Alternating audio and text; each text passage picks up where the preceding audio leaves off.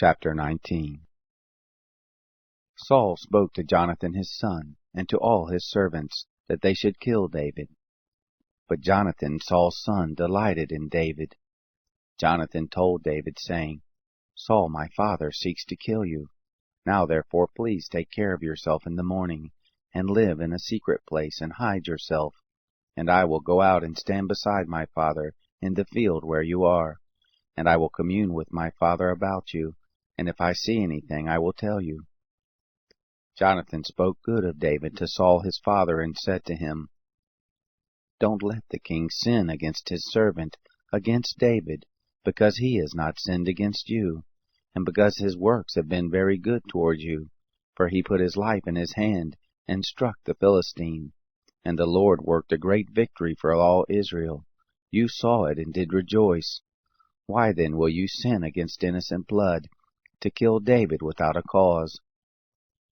Saul listened to the voice of Jonathan, and Saul swore, As the Lord lives, he shall not be put to death. Jonathan called David, and Jonathan told him all those things. Jonathan brought David to Saul, and he was in his presence as before. There was war again, and David went out and fought with the Philistines, and killed them with a very great slaughter, and they fled before him. An evil spirit from the Lord was on Saul, as he sat in his house with his spear in his hand, and David was playing with his hand. Saul sought to strike David, even to the wall with the spear, but he slipped away out of Saul's presence, and he struck the spear into the wall, and David fled and escaped that night. Saul sent messengers to David's house to watch him, and to kill him in the morning. And Michal, David's wife, told him, saying, If you don't save your life tonight, tomorrow you will be slain. So Michal let David down through the window, and he went and fled and escaped.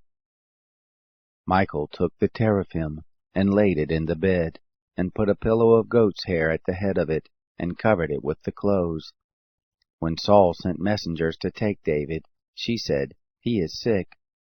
Saul sent the messengers to see David, saying, Bring him up to me in the bed, that I may kill him.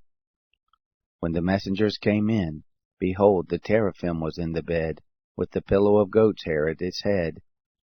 Saul said to Michal, Why have you deceived me, and let my enemy go, so that he has escaped? Michal answered Saul, He said to me, Let me go. Why should I kill you? Now David fled and escaped, and came to Samuel to Ramah, and told him all that Saul had done to him. He and Samuel went and lived in Naioth. It was told Saul, saying, Behold, David is at Naioth in Ramah.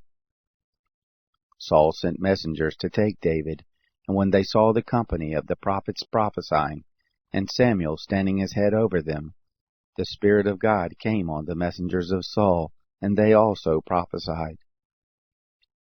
When it was told Saul, he sent other messengers, and they also prophesied. Saul sent messengers again the third time, and they also prophesied. Then he went himself to Ramah, and came to the great well that is in Seku, and he asked and said, Where are Samuel and David? One said, Behold, they are at Naioth in Ramah. He went there to Naioth in Ramah, and the Spirit of God came on him also, and he went on, and prophesied until he came to Naioth in Ramah. He also stripped off his clothes, and he also prophesied before Samuel, and lay down naked all that day and all that night. Therefore they say, Is Saul also among the prophets?